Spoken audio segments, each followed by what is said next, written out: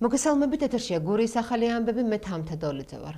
ევროკავშირის გაფართოების 2025 წლის ანგარიში, რომელიც გამოქვეყნდა, საკმაოდ მძიმე აღმოჩნდა საქართველოსთვის. კანდიდატის სტატუსს ევროკავშირი საქართველოსთვის უკვე ფორმალურად მიიჩნევს. ამის მიზეზი კი დემოკრატიული უკუსლაა, რომელიც ბრიუსელის თქმით კანდიდატი ქვეყნების ისტორიაში უპრეცედენტოა.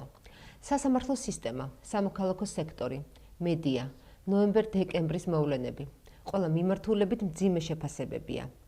ევროკავშირი ბოლო პერიოდში მიღებული შემზღუდავი კანონების გაუქმებას და საერთაშორისო ექსპერტების ჩართულობით სასამართლოში კეთილსინდისიერების შემოწმების სისტემის შექმნას ითხოვს. ქართული ოცნება მწვავედ გაკრიტიკებულია არასამთავრობო ორგანიზაციების მიმართ დამოკიდებულების გამოც.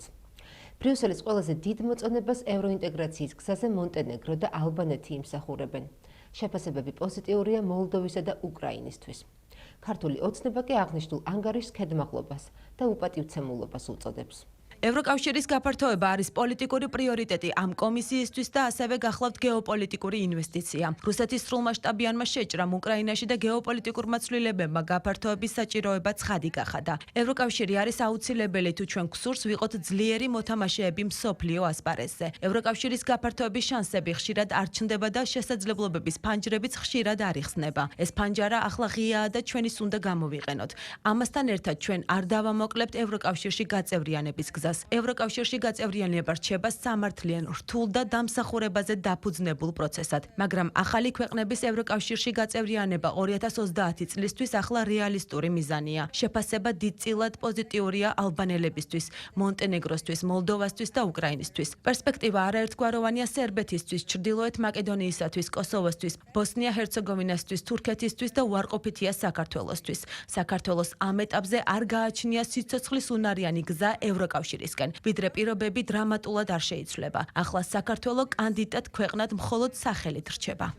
კანდიდატ ქვეყნებში დემოკრატიის უკუსლა ამ დრომდე არასდროს მომხდარა. ჩვენ ვიხილეთ კანონის უზენაესობის, სწრაფი ეროზია და ფუნდამენტური უფლებების სერიოზული შეზღუდვები. საქართველოს ხელისუფლებამ სასწრაფოდ უნდა შეცვალოს კურსი და უპასუხოს მოქალაქეთა ევროპული მომავლის მოთხოვნას. ევროპული საბჭოს ბოლო წლების დასკვნების თანახმად საქართველოს მთავრობის ქმედებებმა დე-ფაქტო შეაჩერა გაწევრიანების წინმსწრები პროცესი და მას შემდეგ ქვეყნის მიერ დემოკრატიული საფუძვლების დარღვევის ფონზე კომისია მიიჩნევს, რომ საქართველო ამჟამად მხოლოდ სახელით არის კანდიდატი ქვეყანა. მე ვარ ამაყი, რომ ჩვენ დავეხმარეთ მოლდოვას დეზინფორმაციასთან და ავტოკრატიულ სისტემასთან ბრძოლაში, რომელსაც სურდა ჩვენი წარუმატებლობის ხილვა. ვწუხვა, რომ ეს არ გავაკეთეთ საქართველოსთვის და მე გეთანხმებით, ის დაკარგულია. სწორედ ამიტომ დიახ, ჩვენ უნდა დავეხმაროთ სომხეთს.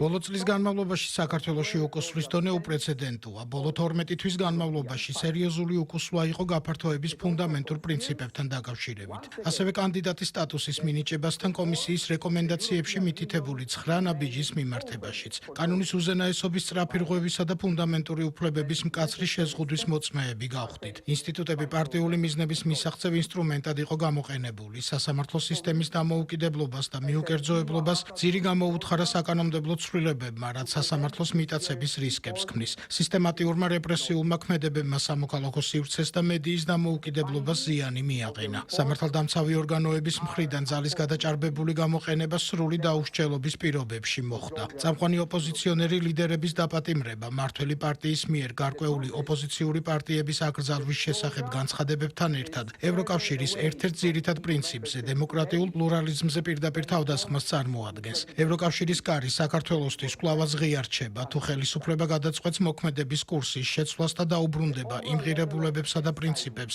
რომლებზეც ევროკავშირია დაფუძნებული. გაფართოების შესახებ ანგარიში ნათლად არის გაწერილი ნაბიჯები და რეფორმები, რომელიც საქართველომ უნდა განახორციელოს ევროკავშირში გაწევრიანების გზაზე დაბრუნებისა და ამ გზაზე წინსვლისთვის. უპირველეს ყოვლისა საქართველომ უნდა აჩვენოს მტკიცე ერთგულება დემოკრატიასთან, ადამიანის უფლებებსა და კანონის უზენაესობასთან დაკავშირებით სერიოზული უკუსლის შესაცვლელად და წინსვლა 9 ნაბიჯის განხორციელებასთან მიმართებაში. თუ დამოკიდებულების ყველაზე ნათელი ილუსტრაცია, თუ როგორ ეპყრობა ქართულ სახელმწიფოს, ქართველ ხალხს და მის არჩევანს ევროპული ბიუროკრატია. ბიუროკრატია, რომელიც გაიჟღინთა ფარული პოლიტიკური დღისწესრიგით, ქედმაღლური დამოკიდებულებითა და უპატივცემულობით ყველა იმ ქვეყნის მიმართ, რომელიც ბრმა მორჩილებას არ ავლენს, ცდილობს დამოუკიდებლად გადაწყვეტილების მიღებას და სახელმწიფოს მართვის სუვერენული უფლებით სარგებლობას. ამის კარგი მაგალითია ევროკომისიის მიერ დღეს წარმოდგენილი გაფართოების ანგარიში საქართველოზე, სადაც ორგანულად ერწყმის ერთმანეთს გაცვეთილი პოლიტიკური ბრალდებები, სიცრუე, ტრული რიტორიკა და გამიზნული მავნებლობა. მსგავსი უსამართლო, მიკერძოებული, ანტიდემოკრატიული, ქვეყნის პოლარიზაციისკენ მიმართული და დესტრუქციული დამოკიდებულების შედეგად, თუ კი ვინმეს აქვს უკუსვლა, ეს სწორედ ევროკავშირის დღევანდელი მმართველი ინსტიტუციებია. ცრუობს საპარლამენტო საგამოძიებო კომისიის შესახებ, რომელსაც მოქმედი ოპოზიციონერების მიმართ ანგარიშწორების ინსტრუმენტად მოიხსენიებს და არ ამბობს სიმართლეს კომისიის მიზნის შესახებ, რითიც კიდევ ერთხელ დგება სააკაშვილის დანაშაულებრივი რეჟიმის მხარეს და ამით დასცინის სააკაშვილის რეჟიმის მსხვერპლებს. ცრუობს უცხოური გავლენის გამჭვირვალობის კანონის შესახებ, როდესაც დასავლური ანალოგიებიდან სიტყვით ნათარგ დოკუმენტს ფუნდამენტური უფლებების დარღვევა წარმოაჩენს და არაფერს ამბობს სიმართლეზე, რომ ევროკავშირის ფული რადიკალიზმის და დეზინფორმაციის დასაფინანსებლად გამოიყენება. არაფერს ამბობს იმიტომ, რომ საკუთარ სქემებზე მოუწევს საუბარი. დღეს ისტორიის ძალიან სამწუხარო მომენტის მოწმენი ვართ, როდესაც ბრიუსელი აშკარად შორდება ევროპასა და ევროპულ ღირებულებებს. დემოკრატიისა და ადამიანის უფლებების დამცველის ნაცვლად ჩვენ ხელში შეგვჭა იდეოლოგიზირებული ბიუროკრატიული მანქანა, რომელიც ცდილობს გააჩუმოს კრიტიკოსები და გააუქმოს ოპონენტები. სულ უფრო აშკარა ხდება, რომ ბრიუსელის მხრიდან მსგავსი დამოკიდებულების მიზანია ხალხმა ხელი ჩაიქნიოს ევროკავშირში ინტეგრაციის პროცესზე. რათა უნგრეთის, სლოვაკეთის და ახლა უკვე ჩეხეთის მსგავსად არ მიიღონ კიდევ ერთი ქვეყანა, რომელიც ბრმად არ დაემორჩილება ბრიუსელის მითითებებსა და ინსტრუქციებს. ჩვენ ხელის ჩაქნევას არ ვაპირებთ. საქართველო გააგრძელებს ქვეყნის მომზადებას ევროკავშირის წევრობისთვის, არა იმ ევროპის კავშირისთვის, რომელსაც ბრიუსელის დღევანდელი ბიუროკრატია ევროპული შინაარსისგან ცლის და მხოლოდ კავშირად ტოვებს, არამედ იმ ევროპის კავშირისთვის, რომლის მიზანიც ევროპული ღირებულებების დაბრუნებაა. საქართველოში მუნის შემთხვევები მატულობს. პაატა იმნაძის განცხადებით ამ კუთხით ქვეყანაში პანიკის საფუძველი არ არსებობს. მისივე განმარტებით დაავადების მკურნალობა მარტივია. პროფილაქტიკისთვის კი მნიშვნელოვანია მოვერიდოთ ინფიცირებულთან კონტაქტს, ასევე სხვისი პირსახუთისა და ტანსაცმლის გამოყენებას.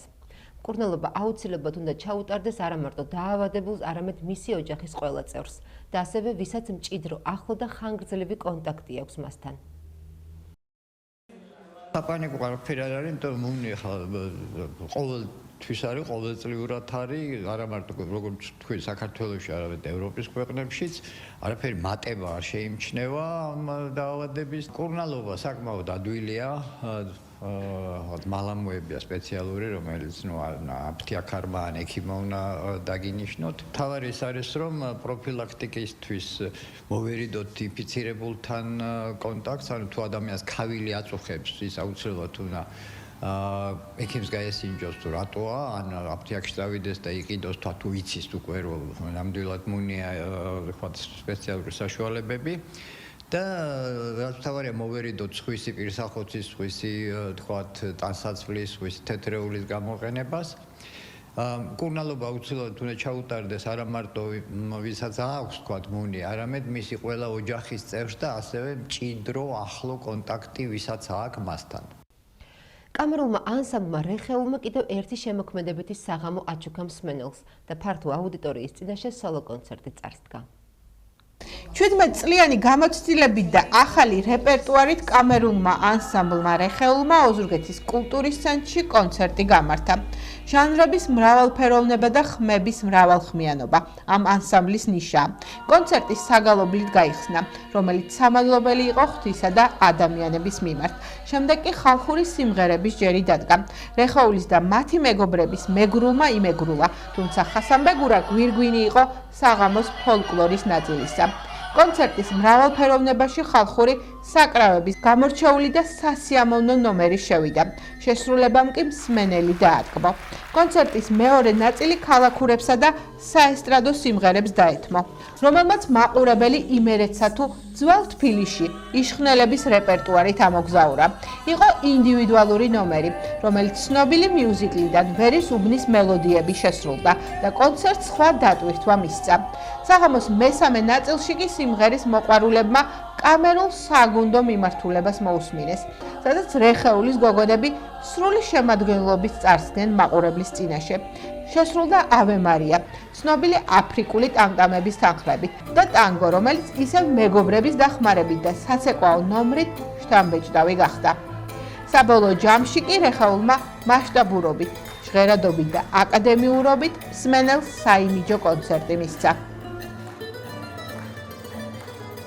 ემოციები ნამდვილად დიდია, ესეთი ანსამბლი როგორც რეხეულია, განმენწელია, ესე მოღვაწეობს როგორც საქართველოში, ასევე უცხოეთში და ასახელებს, რა თქმა უნდა, უცხოეთში გააქვს გურული ტრადიციული უნიკალური სიმღერები და რომელიც გამოირჩევა, ასე ვთქვათ, მრავალხმიანი სიმღერებით, უნიკალურია და ნამდვილად დიდი ჯილდო არის გუნდისთვის, ანსამბლისთვის.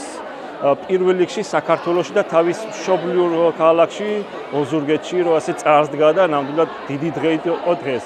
გილოცავთ ყველას და ულოცავ ანსამბლს და მეტი წინსვლა და განვითარება. და რაც თავარია, ჩვენი მხრიდან გვერდში დაუდგებით ყველანაირად, რომ მეტ წარმატებას მიაღწიონ. არაჩვეულებრივი საღამო გვაჩუქა. ან რეხეულმა ეს არის, არ ვიცი რა, უმესი მადლობა ყველას. ყველა ჟანრში, ყველა არ ვიცი, ხალხური თუ თანამედროვე თუ რაღაც სასწაული იყო, ემოციები აქტუანებულები ვართ და მადლობა რომ ოზურგეთში არსებობს რეხეული. საუკეთესო შედეგი ყოველ მხრივ. ადამიანი ამ ცხოვრებაში თუ არსებობს, მუსიკასთან ერთად არსებობს მხოლოდ ბედნიერი. სხვა მხრივ არსებობა წარმოუდგენელია. ამ ქაოტურ სამყაროში ერთადერთი ნათელი წერტილი მუსიკა და დღეს ფოტინეს ანსამბლმა მისმა საუკეთესო გოგონებმა მასთან ერთად ეშთაბეჭდილება ჩვენ გაგვიმტკიცა. საუკეთესო შედეგი იყო და საუკეთესო სიტყვა თქვეს მუსიკალურ სამყაროში. პირველ რიგში მადლობა მინდა უთხრა რეხეულის თითოეულ წევრს, განსაკუთრებით მის ხელმძღვანელს პოტინე კორტელაძეს, დღეს მართლაც არაჩვეულებრივი საღამო გვაჩუქეს ოზურგეთის მუნიციპალურ კულტურის ცენტრში. რა თქმა უნდა, ანსამბლმა დიდი გზა გაიარა გამომამდე, მაგრამ ვფიქრობთ, რომ ყოველთვის ანსამბლი რეხეული იყო წარმატებული და კიდევ უამრავ წარმატებას უსურვებ. მე არ შემიძლია მადლობა რომ ავთქვა ოზურგეთის მუნიციპალიტეტს, ის მერს ბატონ მატაკოჭულიას გორჩის დგომისთვის და მხარდაჭერისთვის და მადლობა ყველა იმ ადამიანს, ვინც ჩვენ გულშემატკივრებს. როგორც ყოველთვის, რა თქმა უნდა, ემოცია ძლავრობს, იმიტომ რომ საპასუხისმგებლოა წარდგე ისეთი მსმენელის წინაშე, როგორც ჩვენი გურულები არიან, იმიტომ რომ პოლიფონიის ქალაქი ვარ და აქედან გამომდინარე, რა თქმა უნდა, რთულია. თუმცა ვფიქრობ, რომ გოგოების ძალიან ენერგიული შრომით, თანადგომით, ერთობით დღევანდელი საღამოც შედგა, მიუხედავად ამ ღელვისა.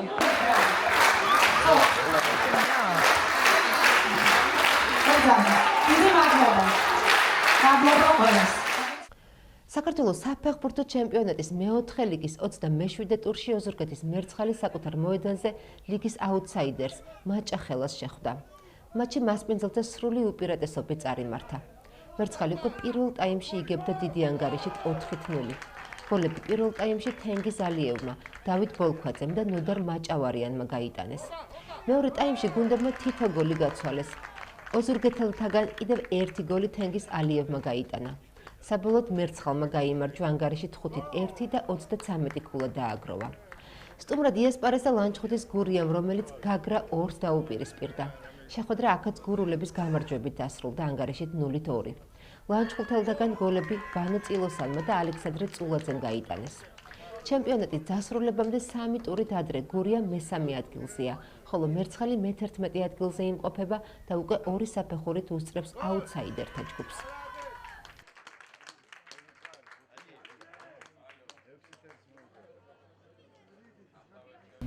შინაგან საქმეთა სამინისტრომ ეგრეთ წოდებული ქურდული სამყაროს წევრობის, ქურდული სამყაროს საქმიანობის მხარდაჭერის, ქურდული სამყაროს წევრობისთვის მიმართვის ბრალდებით 34 პირი დააკავა.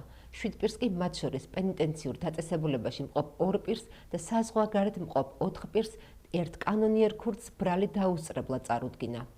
ღონისძიების მიმდინარეობის დროს ლაგოდეხის რაიონის სოფელ კაბალში ერთ-ერთმა დასაკავებელმა პირმა მირზა ალიევმა ინტენსიური ცეცხლი გახსნა სპეცრაზმის მისამართით. შედეგად გულმკერდის არეში მძიმედ დაიჭრა ერთ-ერთი სპეცრაზმელი. პოლიციის საპასუხო ცეცხლის შედეგად მირზა ალიევი ადგილზე იქნა ლიკვიდირებული. საპოლიციო ღონისძიება ცენტრალური კრიმინალური პოლიციის, თბილისის, კახეთის, მცხეთა-მთიანეთისა და განსაკუთრებულ დავალებათა დეპარტამენტის თანამშრომლებმა მთელი ქვეყნის მასშტაბით ერთდროულად ჩაატარეს. დგინდება, რომ დაკავებული ეგრეთ წოდებული ქურდული სამყაროს წევრები და ქურდული სამყაროს საქმიანობის მხარდამჭერები მოქალაქეებს შორის არსებული ფინანსური დავების მოგვარებაში ერთვებოდნენ. საზღვარგარეთ მყოფ ეგრეთ წოდებულ კანონიერ ქურდებს უკავშირდებოდნენ და იღებდნენ მათგან სხვადასხვა დავალებას, რომელსაც შემდგომში ასრულებდნენ. ასევე დგინდება, რომ ბრალდებულებისა და მუდავე მხარეების მონაწილეობით ეგრეთ წოდებული ქურდული გარჩევები ეწყობოდა, სადაც პირობების დამრღვევებს საჯარიმო თანხას თხოვდნენ და სიცოცხლის მოსპობით ემუქრებოდნენ. დანაშაულები 15 წლამდე ვადით თავისუფლების აღკვეთას ითვალისწინებს. რამდენიმე თვის განმავლობაში განხორციელებული ფარული საგამოძიებო მოქმედებებისა და სამართალდამცველების მიერ მოპოვებული მტკიცებულებით დგინდება, რომ დაკავებული ეგრეთ წოდებული ქურდული სამყაროს წევრები და ქურდული სამყაროს საქმიანობის მხარდამჭერები მოქალაქეებს შორის არსებული ფინანსური დავების მოგვარებაში ერთვებოდნენ. საზღვარგარეთ მყოფ კანონიერ ქურდებს უკავშირდებოდნენ და იღებდნენ მათგან სხვადასხვა დავალებას, რომელსაც შემდგომში ასრულებდნენ. ასევე დგინდება, რომ ბრალდებულებისა და მოდავე მხარეების მონაწილეობით ეგრეთ წოდებული ქურდული გარჩევები ეწყობოდა, სადაც პირობების დამრღვევებს საჯარიმო თანხას თხოვდნენ და სიცოცხლის მოსპობით ემუქრებოდნენ. აღნიშნულ დანაშაულებრივ საქმიანობაში სხვა პირებთან ერთად აქტიურად იყო ჩართული და გამოკვეთილი როლი ჰქონდა კრიმინალურ ავტორიტეტს ელმურაზ მამედოვს. სამართალდამცველების მიერ ბრალდებულების პირადი და საცხოვრებელი სახლის ჩხრეკის შედეგად ნივთკიცებად ამოღებულია კომპიუტერული ტექნიკა და ბრალდებულების მობილური ტელეფონები, რომელთა საშუალებითაც ისინი ერთმანეთს, ასევე საზღვარგარეთ მყოფ კანონიერ ქურდებს უკავშირდებოდნენ. ასევე ამოღებულია ნარკოტიკული საშუალება, ცეცხლსასროლი იარაღები და დიდი ოდენობით ფული.